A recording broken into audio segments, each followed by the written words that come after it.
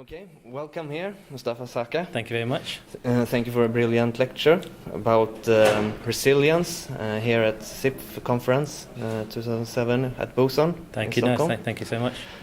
First of all, could you give us a first presentation of yourself and your background? Sure. So I'm currently a lecturer in sport and exercise psychology at Nottingham Trent University.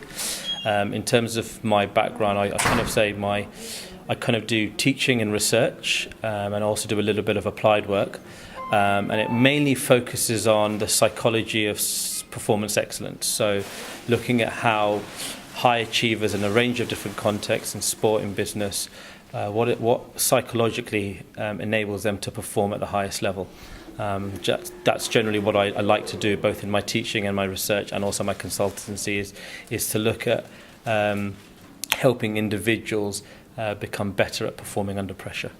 And then we come to the term resilience, which is a big topic. And we mentioned the lecture since 2009, and it was hyped, and now it's still hyped. Yeah, so 2009 there was an article in the London newspaper and talking about the importance of resilience, and even now it's kind of in 2017 it's becoming a word that's being used in the newspaper, in the media, on the radio.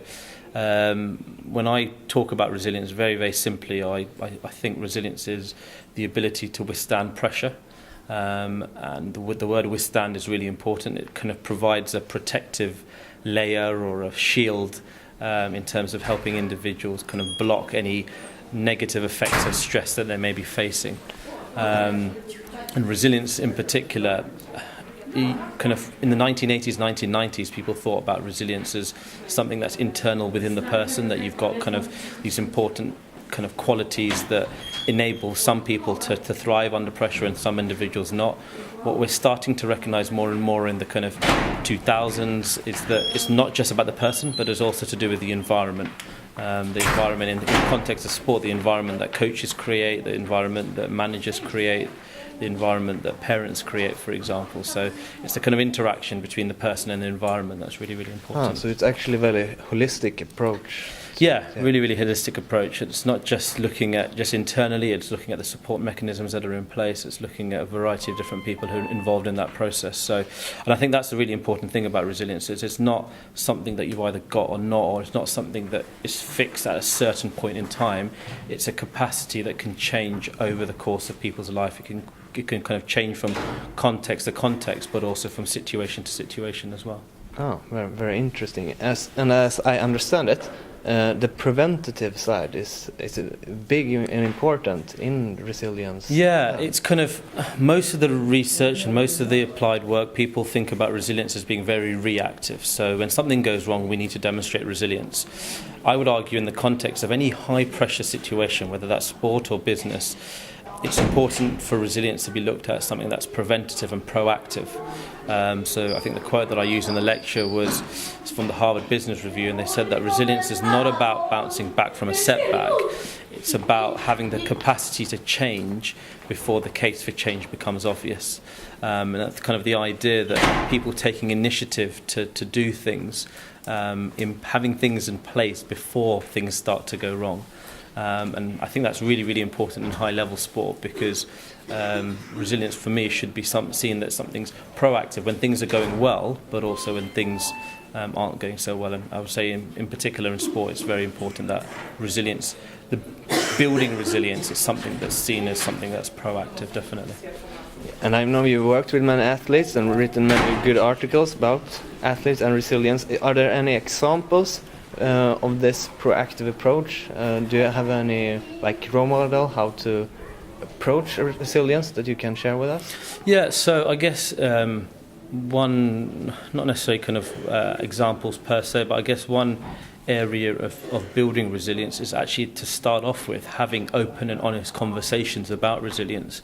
That's a very, very proactive way of doing it, because even before things are going wrong, you could be part of a team or part of a network where the team are actually doing pretty well, everything's going quite well, but just having that open and honest conversations about resilience, people feeling comfortable to share their emotions and share their kind of stories that they're encountering. That could be in their personal life, it could be in their sporting career.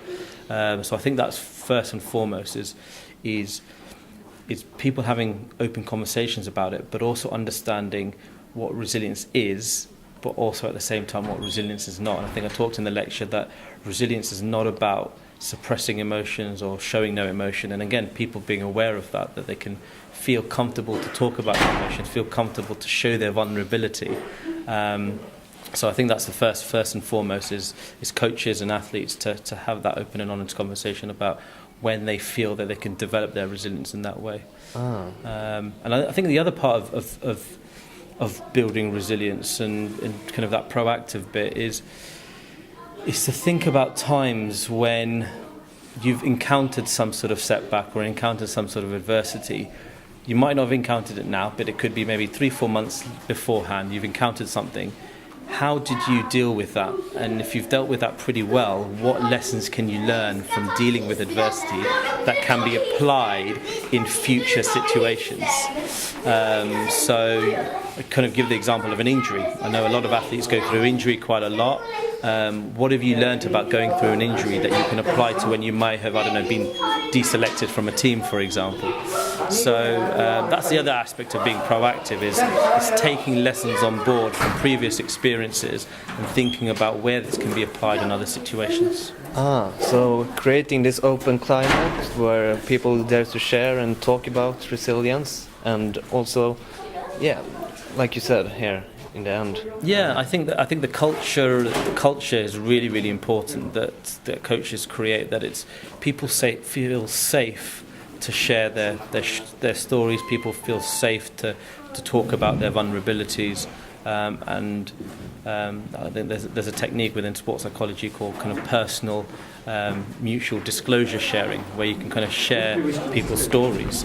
And we found that people who do that, and teams that do that in particular, are much stronger as a team because people understand where people are coming from. They understand their people's perspectives, and it does require a cultural shift. It does require coaches and managers to create that environment where people feel safe to share. But I think once you do that, you'll see the benefits of that in terms of resilience building. Oh, that's great. And then it can associate to other situations. Definitely. Spread out. Yeah. Really great. Okay. Yeah, that's an awesome summary. And I thank you very much for being part of the SIP conference here at Busan. No, thank you very much, and thank you for the invite. And it was great to be able to present to everyone and see the work that's been happening in Sweden. Yeah, thank you, and keep up the good work. Thank you. Yeah, we hope to see you here again. Okay, great. Thank you very much. Thank you.